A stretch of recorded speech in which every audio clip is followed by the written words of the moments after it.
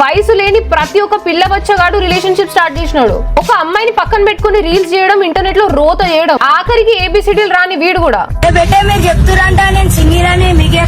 నువ్వు సింగిల్ కాదో పక్కన పెట్టు, కర్టెన్ తో షర్ట్ ఎందుకు కుట్టించుకున్నారా?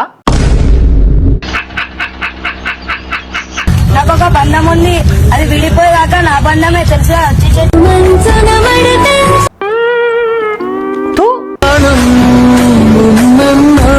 మీ ఇద్దర్లో ఎవరైనా 2 టేబుల్ చెప్పండి రా, వదిలేస్తా.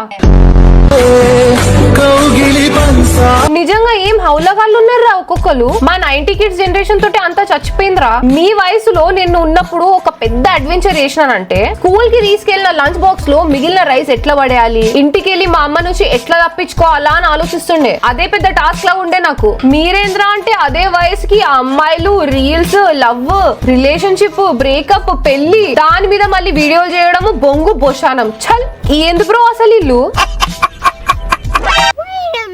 అవును, నువ్వు కూడా 90s కిడ్ వాడివి కదా, నువ్వేం చేసేవాడివి? నేను బాక్స్ సెకండ్ పీరియడ్ లోనే క్లాస్ మధ్యలో తినేసేవాడిని.